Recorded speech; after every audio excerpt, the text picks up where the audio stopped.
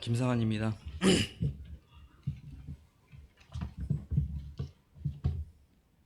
오늘은 사무엘상 19장 말씀 전해드리도록 하겠습니다.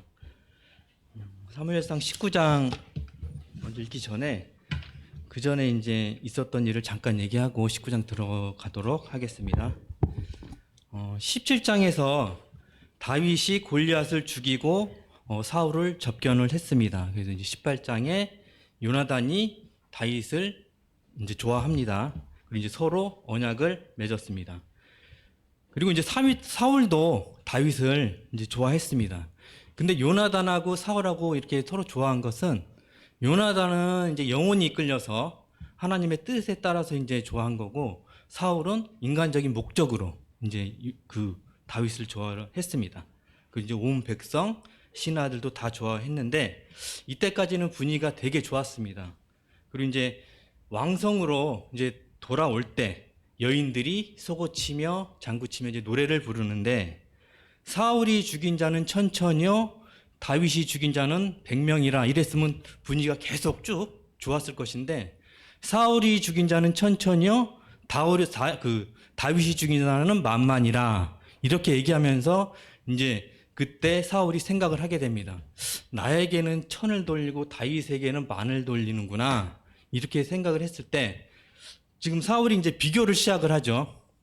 1000과 10,000 비교를 시작하는데 이 비교에는 여러 가지 이제 공식이 있지만 이 비교 공식을 하나 말씀드리면 비교군이 결혼을 하면 반드시 두 아들을 낳습니다.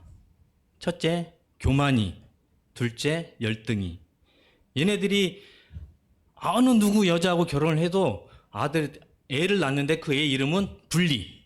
그러니까 교만이가 나와서 애를 낳으면 분리. 열등이가 애를 낳아도 분리. 왜냐하면 이제 A와 B가 이제 서로 비교를 했을 때 이 사람이 좀 자기보다 못하다 그러면 교만이가 생겨서 분리가 되는 거고요. 저 사람이 나보다 잘났으면 그래 너 잘났다 그러면서 열등이가 생기면서 분리가 됩니다. 사울은 이 비교를 하면서 다윗과 이제 분리가 되기 시작을 하는데 맨 처음에 다윗이 골리앗을 죽였을 때는 어린 소년이 죽였으니까 아무 생각이 없었어요. 그때까지만 해도 그 소년이 골리앗을 죽였구나 이렇게만 생각을 했는데 이렇게 이제 이 노래의 소리를 듣고 비교를 하다 보니까 접견했을 때가 이제 생각이 나는 거예요. 제가 어느 지파지? 유다 지파. 베들레헴에서 왔지? 유다 지파. 창세기 49장 10절에 유다에서 강력한 왕이 나서 이 왕도가 천년까지 이어져서 실로가 온다고 이제 그것이 생각이 난 거예요. 이제 사울이.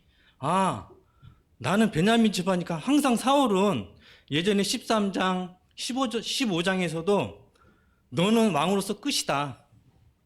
순종했지 않으면 넌 왕으로서 끝이다.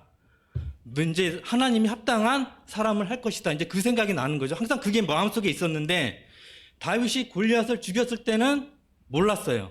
근데 이제 이 소리를 듣고 비교를 하다 보니까 얘가 유다 지파의 왕이 되겠구나.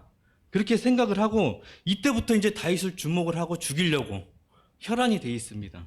그래서 18장에서는 이제 공개적으로는 죽이지 않고 자기가 한번 죽이려고 창을 2번 던졌고 또 이제 그 블레셋 사람을 통해서 죽이려고 여러 가지 이제 꾀를 냈지만 다윗은 죽지도 않고 그 이름이 더욱더 알려지게 됩니다.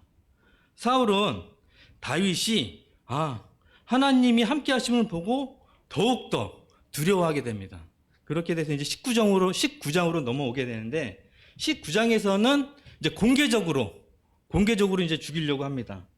이 권력이라는 게 권자가 한번 맛을 보면 굉장히 끊기가 어렵다고 합니다. 그래서 사울이 자기가 왕이 아니고 다윗이 왕이 된다는 것을 알면서도 내가 쟤를 죽이면 우리 왕자가 끝까지 갈 거야. 이렇게 이제 생각을 하는 거죠. 전제 군주 시대잖아요, 지금이 왕정 시대. 근데 그 신 한 사람을 죽이려고 하는데 죽일 수가 없는 거예요. 왜? 하나님이 보호하고 계시니까 죽일 수가 없어, 사울의 힘으로서는. 그래서 하나님은 자기 백성을 지키고 보호하신다는 그 내용을 알고 계시기 바랍니다. 자, 그럼 이제 어떻게 죽이냐? 1절부터 17절은 사람을 통해서, 8에서 10절은 직접 개입, 하나님이 직접 개입하시고, 또 11에서 17절은 사람을 통해서, 18에서 24절은 또 직접 개입입니다. 1절 다 같이 한번 읽어보겠습니다. 사울이 그 아들 요나단의 그 모든 신하에게 다윗을 죽이라 말하였더니 사울의 아들 요나단이 다윗을 심히 좋아하므로. 네. 죽이려면 명분이 있어야 되는데 아무 명분 없이 죽여라 다윗을. 그래서 이제 사울은 요나단을 시킵니다. 요나단이 왜냐면 바로 뒤에 왕이 될 사람이기 때문에 얘가 2인자니까 얘는 시켜도 되겠다. 그렇게 했는데 사울은 18장에서 다윗과 요나단이 언약한 내용을 모릅니다. 그래서 그 요나단을 시킨 건데 그 요나단이 다윗에게 가서 얘기합니다. 2절 3절에 다윗, 우리 아버지가 너 죽이려고 하니까 은밀한 곳에 숨어 있어. 그러면 내가 그쪽에 가서 아버지를 모시고 가서 너와 아버지와 내가 얘기하는 걸 네가 한번 들어봐봐. 그러고 나서 너에게 다시 얘기를 해줄게. 그렇게 얘기를 하고 이제 은밀한 곳으로 보내는데 이 은밀한 곳은 다윗과 요나단이 이제 서로 알고 있는 곳이죠. 이렇게 요나단이 은밀한 곳으로 가라고 얘기하고 자기가 아버지를 그쪽으로 모시고 가겠다 하는 것은 다윗과 요나단이 언약은 맺었지만은 다윗한테는 사실 이 다음 왕이 될 사람인데 얘가 또 어떻게 할지 모르지 않습니까? 그렇기 때문에 또 안심을 시켜주는 그 배려 차원도 있는 것 같아요. 그래서 그쪽으로 아버지를 모시고 갑니다. 4절에서 5절입니다. 그래서 아버지를 모시고 가서 이제 요나단이 아버지에게 다윗에 대해서 이제 칭찬을 합니다. 그렇게 칭찬을 하면서 얘기를 하는데, 첫째, 그는 죄를 짓지 않았습니다. 둘째, 그가 왕께 행한 일은 심히 선합니다. 셋째, 자기 생명을 아끼지 않고 블레셋 사람을 죽였습니다. 이 블레셋 사람은 단수로 나와서 이제 골리앗을 얘기를 하는데 죽였습니다. 하나님께서 다윗을 통하여 이스라엘의 큰 구원을 이루셨던 걸 아버지도 알고 계시지 않습니까? 그래서 크게 기뻐하지 않으셨습니까? 이제 그렇게 얘기를 했어요. 그랬더니 사울도 이제 그거에 대해서 이제 수긍을 하는 편이죠. 이 19장 1에서 5절까지를 봐야 왜 18장 1에서 3절에 다윗과 요나단이 언약을 맺었는지 그 이유를 알 수 있습니다. 하나님은 까닭 없이 사람을 붙이지 않습니다. 사람은 과거와 현재만 알지만 하나님은 과거, 현재, 미래까지 알기 때문에 요나단을 붙여서 다윗을 도와주도록 이렇게 요나단을 붙이게 된 것입니다. 6절입니다. 사울이 요나단의 말을 듣고 맹세하되 여호와께서 살아계심을 두고 맹세하거니와 그가 죽임을 당하지 아니하리라. 사울이 이제 요나단의 말을 듣고 맹세를 합니다. 이 맹세 히브리서 6장 17절 찾아보겠습니다.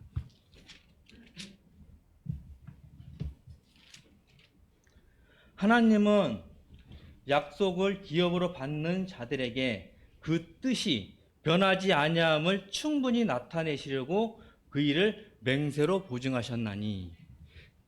뜻이 변하지 않는다는 것을 충분히 나타내시려고 맹세를 하셨습니다. 이제 하나님은 제일 높으신 분이 이제 하나님한테 직접 하신 건데 뜻이 변하지 않음을 충분히 나타내시려고 이제 맹세를 합니다. 근데 맹세는 성경에 지킬 수 있을 때만 해라. 지킬 수 없는 헛된 맹세는 하지 말라고 이제 말씀을 하고 계십니다. 사울이 지난번에도 맹세를 한번 했죠. 요나단을 죽이겠다고 했는데 백성들이 들고 일어나니까 죽이지 않았습니다. 근데 이 맹세도 이제 좀 뒤에 바로 또 지켜지지 않게 됩니다. 7절에 보면, 7절.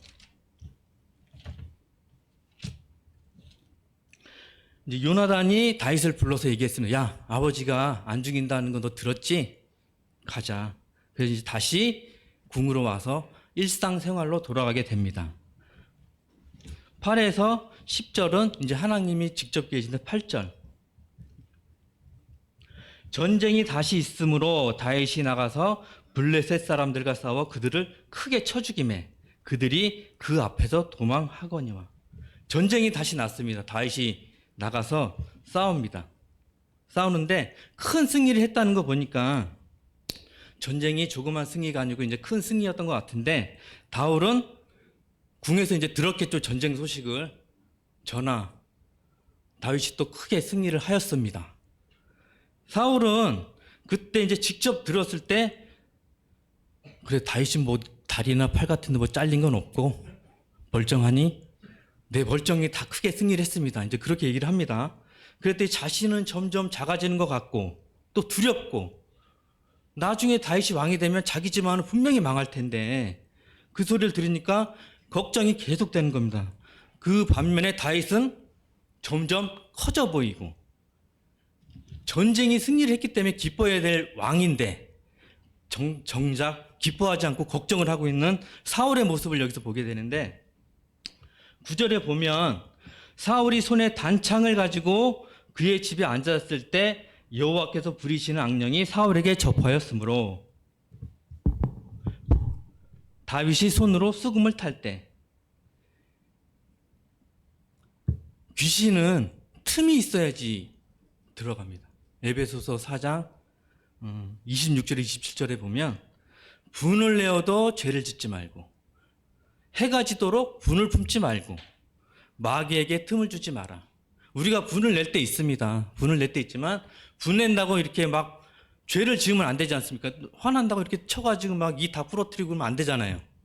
그건 안 되고, 또 이 분이 오랫동안 가게 되면 나중에는 그 틈이 생겨서 마귀가 들어오게 됩니다. 우리도 살다 보면 분이 난 것을 오래 갖고 있으면 꼬리에 꼬리를 무는 것처럼 계속 커지거든요, 일이.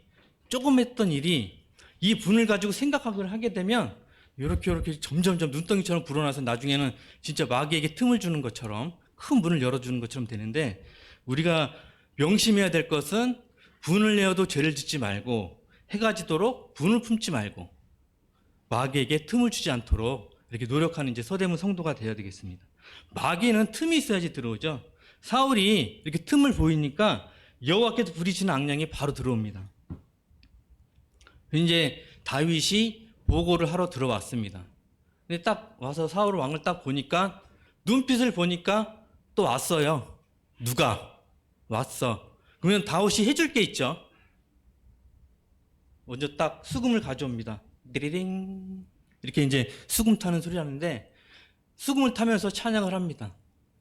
마음이 상한 자를 지키시는 주님, 하늘의 아버지 날 주관하소서. 이렇게 하는 도중에 창이 날라와요. 다윗은 피했겠죠, 창은. 사실 그게 다윗이 피했다기보다도 수금 타면서 노래하는 사람 앞에서 귀신을 쫓아내려면 열정적으로 진짜 불러야 되는데 그 창을 어떻게 피하겠습니까? 이것은 하나님이 이렇게 죽이지 않도록 비껴나가게 하신 걸로 보입니다.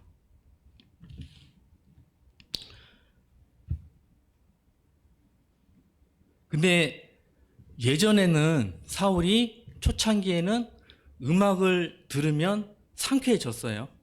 초창기에는. 근데 18장부터 음악을 들어도 이게 낫지를 않습니다. 음악은 증세를 고칠 수는 있지만 원인을 못 고치는 게 음악입니다. 우리가 사울이 잘못한 거는 이렇게 증세가 나아졌을 때 바로 이제 말씀을 집어넣었어야 되는데 그 작업이 없었던 게 사울이에요. 그렇기 때문에 잠깐 상쾌해졌다 다시 계속 그렇게 반복을 하다 보니까 이제 아예 음악 가지고는 치료가 안 되는 그런 지경까지 오게 된 거죠. 마태복음 12장 43에서 45절을 보면 어떤 사람이 찾아보겠습니다. 마태복음 12장 43에서 45절 한번 다 같이 읽어보겠습니다.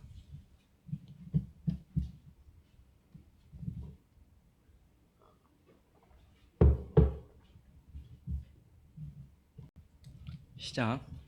더러운 귀신이 사람에게서 나갔을 때 물 없는 곳으로 다니며 쉬기를 구하되 쉴 곳을 얻지 못하고 이에 이르되 내가 나온 내 집으로 다시 돌아가리라 하고 와보니 그 집이 비고 청소되고 수리되었거늘 이에 가서 저보다 더 악한 귀신 7을 데리고 들어가서 거하니 그 사람이 나중 형편이 전보다 더욱 심하게 되느니라.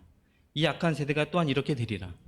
여기서 보면 귀신이 나갔어요. 이 사람이 귀신이 나갔더니 이제 상쾌해졌죠. 이 사람도 내가 왜 지금까지 이렇게 살았지? 그러면서 이제 마음의 수양을 합니다.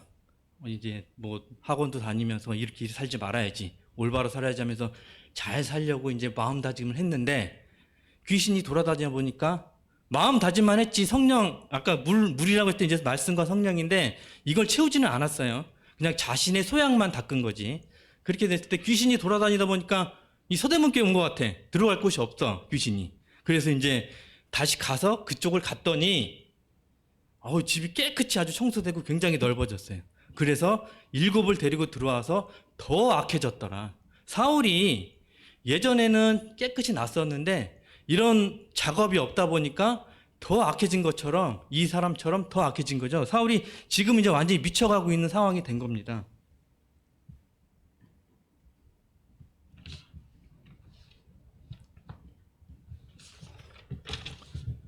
11에서 17절은 이제 사람을 통해서인데 이제 미가를 통해서 하나님이 역사하시는 내용이 나옵니다. 11절에 보시면 사울이 전령들을 다윗의 집에 보내어 그를 지키다가 이 아침에 그를 죽이게 하려 한지라.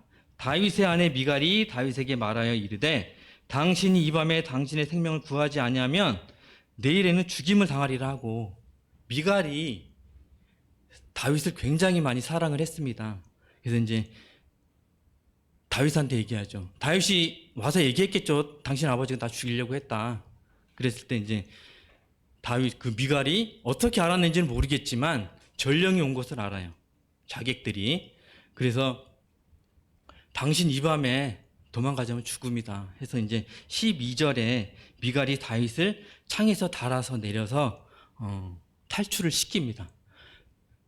다윗은 이때 나가서부터 이제 계속 도망자로 이제 살게 되는데, 창에서 달아내림에라는 이 표현이 성경에 나옵니다. 사도행전 9장에 사도 바울도 유대인한테 쫓겼을 때 광주리에서 이제 달아내렸고, 여호수아 2장 15절에 보면 정탐꾼 2명이, 기생나합이 이제 정탐꾼 2명을 줄에 달아서 내보냈는데, 이스라엘의 뭐 역사서에 보면은 이 정탐꾼 2명 중에 한 명이 살몬이라고 합니다. 살몬.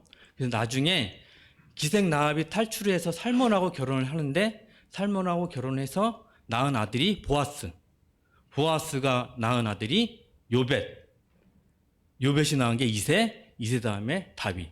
이렇게 해서 이제 이 얘기를 왜 하냐면 창세기 3장 15절에 보면 여자가 나오는데 그 여자 족보입니다. 이게 사실은 여자 족보이고 메시아가 오는 통로기 때문에 제가 말씀드리는 거고요. 그래서 이제 살몬, 보아스, 요벳, 이세, 다윗. 이렇게 있는데 다윗은 지금의 아내, 살몬은 앞으로 미래의 아내가 이제 탈출을 시켜주는데 다윗의 이제 고조 할아버지가 되겠습니다. 살몬은. 근데 다윗이 이렇게 나가서 탈출을 하다 보니까 답답한 건, 내가 사울한테 미움받은 게 없는데 왜 이렇게 나를 죽이려고 할까? 진짜 시키는 대로 했을 뿐인데, 시키는 대로 해서 군대 장애라 해서 군대 장을 했고 잘 수행을 했고, 너 천부장으로 내려가 해서 천부장으로 해도 잘했고, 음악을 해서 또 치료도 해줬고, 근데 미움받을 짓을 안 했는데 이렇게 죽이려고 한단 말이죠. 미움받을 짓을 했다면 네 죄송합니다 이렇게 서로 풀면 되는데 아무것도 없이 죽이려고 하니까 답답한데, 근데 다윗은 묵묵히 따지지도 않고 묻지도 않고 그냥 그 자리를 피합니다. 베드로전서 2장 19에서 20절을 보면, 베드로전서 2장 19에서 20절, 부당하게 고난을 받아도 하나님을 생각함으로 슬픔을 참으면 이는 아름다우나 죄가 있어 매를 맞고 참으면 무슨 칭찬이 있으리요. 그러나 선을 행함으로 고난을 받고 참으면 이는 하나님 앞에 아름다우니라. 다윗은 고난을 받아도 하나님만 바라보며 고난을 받았습니다. 그리고 하나님이 주시는 때를 묵묵히 기다리면서 나아갔습니다.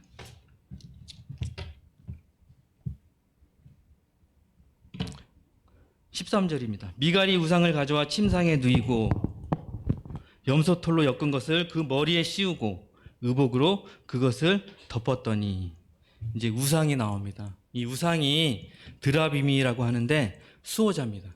그 우상이 굉장히 컸었나 봐요. 이제 우상이 이제 침대에 누울 사람만하게 굉장히 컸으니까 큰 우상을 자기 집에다 두고 이제 생활을 했던 건데, 이 우상 때문에, 사실 이것 때문에 사울이 미갈을 다윗과 결혼을 시켰습니다. 왜냐하면 미갈이 신앙이 그렇게 좋은 여자는 아니었기 때문에, 내가 얘를 다윗에게 시집을 보내면 내가 시키는 대로 할 수 있겠구나. 그래서 다윗을 죽일 수 있겠구나. 그 18장에 보면 그에게 올무가 되게 하리라 이렇게 말씀을 했습니다. 올무를 하려고 했는데 올무가 됐습니까? 미갈이? 안 됐죠. 이 올무가 된다는 생각은 사람의 생각입니다. 사울의 생각. 하나님의 일은 사람의 생각으로는 절대로 알 수 없습니다. 하나님은 진짜 사방이 원수 같아도 원수의 아들과 딸을 이용해서 이렇게 다윗을 구원하는 것처럼 사람은 하나님의 생각을 알 수 없습니다.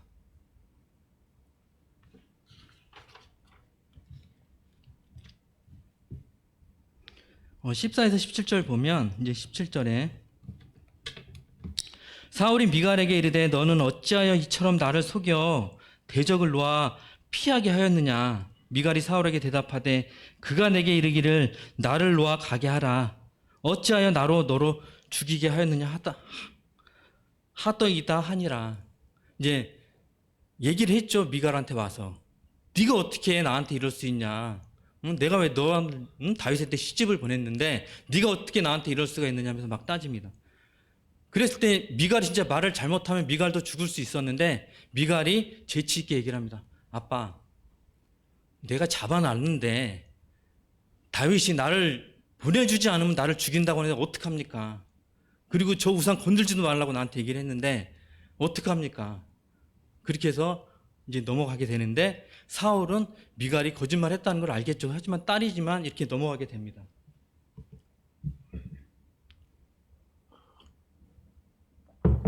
저는 여기서 이제 미갈에 대해서 다시 한번 생각을 해봐서 미갈에 대해서 얘기를 해보겠습니다. 사울은 미갈을 이스라엘 최북단 라이스로 보냈습니다. 발리엘에게 시집을 보냈습니다. 미갈은 다윗을 사랑하고 살려주었는데 다윗은 미갈을 안 찾았어요. 한 번도 안 찾았어요. 원수의 딸이라서 안 찾았을 수도 있고요. 무슨 뜻인지는 모르겠습니다. 사무엘하 3장에 보면 다윗이 미갈을 발디엘에게서 데리고 옵니다. 근데 그 발디엘이 쫓아오는데 라이스에서 바후림까지 막 울면서 쫓아왔죠. 라이스에서 바후림까지 거리가 240km예요. 지금 차로 가도 몇 시간, 한 두세 시간은 가야 되는 거리인데 빨리 달렸을 때 240km를 울면서 쫓아왔어요. 그것을 봤을 때 미갈과 바후림은 그냥 보통 사이가 아니고 굉장히 사랑하는 사이였던 것 같아요. 그래서 이제 데리고 왔는데 다윗이 왜 지금 와서 행복하게 잘 살고 있는 미갈을 데리고 왔을까? 그 가정을 왜 깨트려야 했을까? 이제 어떤 신학자가 한 얘기입니다. 북쪽의 이스라엘 지파 이제 10개 반, 남쪽 1개 반은 통합을 해야 되는데 이스라엘은 아직도 사울을 추종을 하고 있기 때문에 사울의 딸을 데려와서 내 부인이 사울의 딸 미갈이야. 이거를 알려주려고 했다는 그런 추측이 있고요. 그러니까 다윗은 정치적인 목적으로 미갈을 데리고 온 겁니다. 그러니 미갈이 다윗을 좋게 볼 수 있겠습니까? 없겠죠. 그래서 다윗이 하나님의 궤가 들어올 때 쳐다보고 속옷을 보이고 그러고 하고 있으니까 미갈은 지금 다윗한테 좋은 감정이 없기 때문에 아이고 저 여자들 앞에서 저 속옷 보이는 거 보소 그렇게 얘기를 하잖아요. 그랬을 때 다윗이 나는 하나님에게 춤을 춘 거지 사람들에게 보이려고 한 게 아니다. 그렇게 해서 하는데 미갈의 마음으로 봤을 때는 충분히 다윗에 대한 원망과 미움이 있었기 때문에 그렇게 말을 할 수 있겠다는 그런 생각이 들었고요. 누군가의 고통을 덜어주는 공감자가 되기 위해선 그의 마음에 대해 그한테, 당사자한테 물어야 된다는 얘기가 있습니다. 제가 이렇게 미갈의 입장에 대해서 얘기하는 것은 미갈이 우리의 모습이 아닌가 그런 생각을 해보게 됩니다. 왜냐하면 믿는다 하면서 우리 안에 많은 또 우상들을 가지고 있지 않나, 이제 그렇게 생각이 돼서 미갈에 대해서 한번 얘기를 해봤습니다. 다음 18에서 24절은 하나님이 직접 개입하십니다. 18절, 다윗이 도피하여 라마로 가서 사무엘에게로 나아가서 사울이 자기에게 행한 일을 다 전하였고 다윗과 사무엘이 나요스로 가서 살았더라. 라마는 어디입니까? 라마는 사무엘의 고향입니다. 그리고 라요스는 이제 그 선지자 학교, 옛날에 선지자 학교인데 이 라마는 지금 있는 곳에서 3km밖에 안 돼요. 3km. 그 굉장히 가까운 거리죠. 3km밖에 떨어져 있지 않는데 다윗이 이쪽으로 피신한 이유는 하나님을 피난처로 삼은 것입니다. 그렇기 때문에 나는 하나님을 피난처로 삼았기 때문에 그곳으로 가깝지만 금방 잡으러 올 수 있잖아요. 가깝지만 그쪽으로 간다.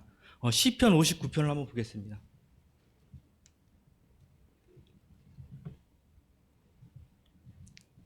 다 피셨으면 한번 읽어보도록 하겠습니다. 이건 전체적으로 같이.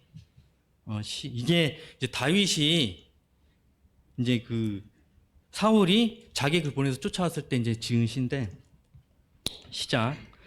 나의 하나님이여, 나의 원수에게서 나를 건지시고 일어나 치려는 자에게서 나를 높이 드소서.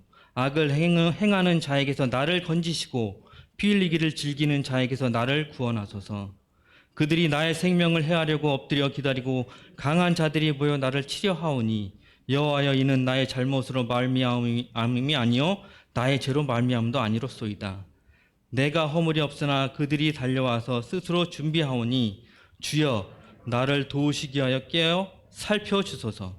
주님은 만군의 하나님 여호와 이스라엘의 하나님이시오니 일어나 모든 나라들을 벌하소서. 악을 행하는 모든 자들에게 은혜를 베풀지 마소서. 그들이 점으로 들어와서 개처럼 울며 성으로 두루다니고 그들이 입으로는 악을 토하며 그들의 입술에는 칼이 있어 이르기를 누가 드리려 하나이다. 여호와께서 주께서 그들을 비웃으시며 모든 나라들을 조롱하시리이다. 하나님은 나의 요새이시니 그의 힘으로 말미암아 내가 주를 바라리이다. 나의 하나님이 그의 인자하심으로 나를 영접하시며 하나님의 나의 원수가 보응받는 것을 내게 보게 하시리이다.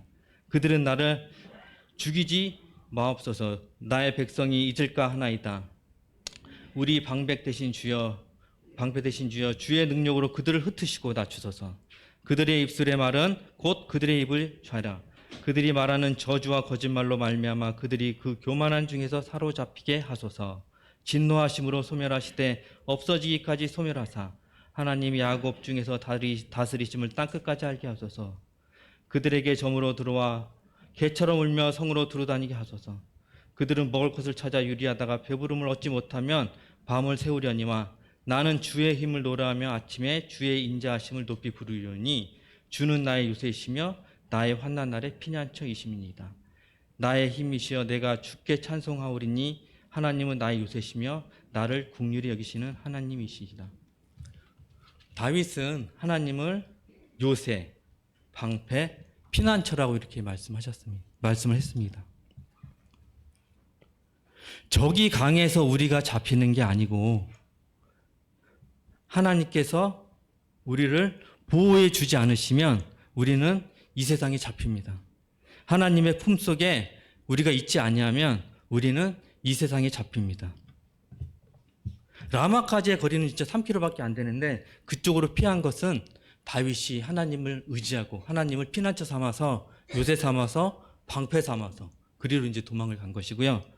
이제 19장부터 보면 사울이 이제 군대를 보냈죠. 첫 번째 군대, 두 번째 군대, 세 번째 군대까지 다 보내게 되는데 이 군대들이 가기만 하면 그 앞에만 가면 이제 예언을 하게 됩니다. 사울이 20절 사울이 다윗을 잡으려 전령들을 보냈더니 그들이 선지자 무리가 예언하는 것과 사무엘이 그들이 수령으로 선 것을 볼 때에 하나님의 영이 사울의 전령들에게 임하매 그들도 예언을 한지라. 그 성령 충만한 곳에 가니까 이 도적대 같은 놈들이 여기서 성령을 받게 됩니다. 그래서 막 예언을 하게 되는데 사울이 안 오니까 연락을 들었더니 예언하고 있다이다 해서 두 번째 더 아주 믿음 없고 더 그냥 못된 놈들을 보냈는데 걔네들도 마찬가지고 세 번째도 마찬가지고 가기만 하면 하나님의 영에 잡혀서 이제 예언을 하게 되는데 이것을 봤을 때 우리 개개인이 라마라요처럼 돼서 성령이 충만해서 우리 만나는 모든 사람들이 우리를 대화하거나 교제하거나 만났을 때 그분에게 그런 성령이 전해지는 그런 이제 서대문 성도님들이 됐으면 좋겠고요.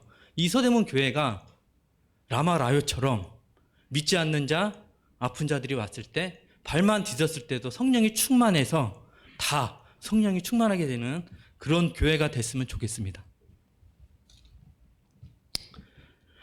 세 번까지 보냈는데 다 예언을 하고 안 오니까 이런 정신력이 약한 놈들 하면서 사울이 이제 직접 자기가 챙겨 입고 가게 됩니다. 22절 이에 사울도 라마로 가서 세구에 있는 큰 우물에 도착하여 물어 이르되 사무엘과 다윗이 어디 있느냐 어떤 사람이 이르되 라마 나요트에 있나이다.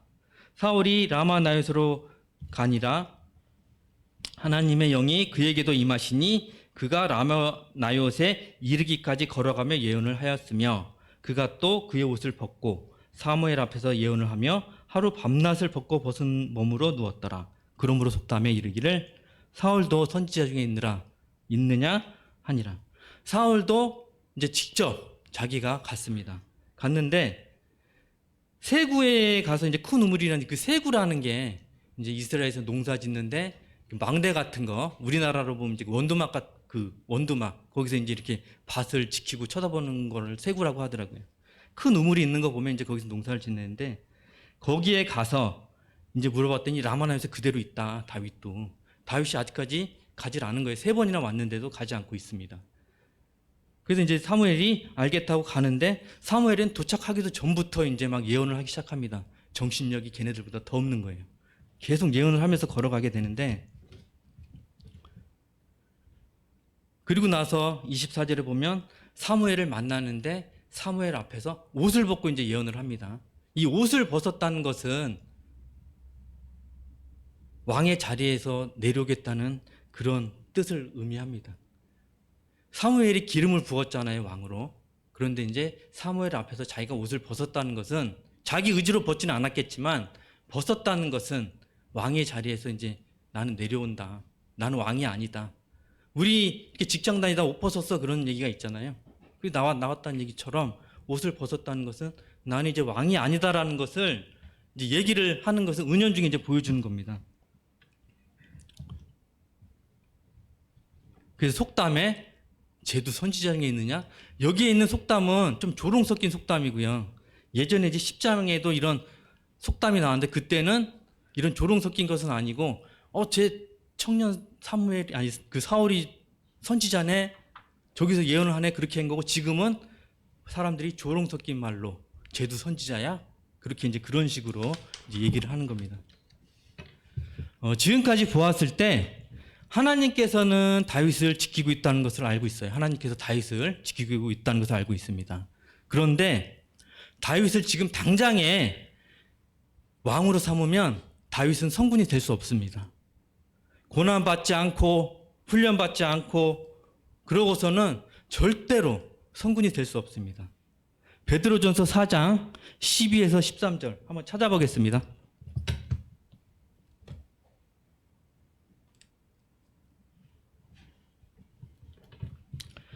사랑하는 자들아, 너희를 연단하려고 오는 불시험을 이상한 일 당하는 것 같이 이상히 여기지 말고 오히려 너희가 그리스도의 고난에 참여하는 것으로 즐거워하라. 이는 그의 영광이 나타나실 때 너희로 즐거워하고 기뻐하게 하려 함이라.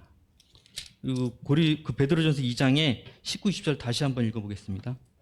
부당하게 고난을 받아도 하나님을 생각함으로 슬픔을 참으면 이는 아름다우나 죄가 있어 매를 맞고 참으면 무슨 칭찬이 있으리요. 그러나 선을 행함으로 고난을 받고 참으면 이는 하나님 앞에 아름다우니라. 사람이 말씀과 시련이 병행해야 믿음이 좋아집니다. 시련만 있고 말씀이 없으면 못 견뎌요. 그 고난을 못 견뎌요. 말씀이 없으면. 근데 말씀만 있고 시련이 없으면 이 말뜻이 무슨 뜻이지? 말뜻을 몰라고 사람이 전혀 안 바뀝니다.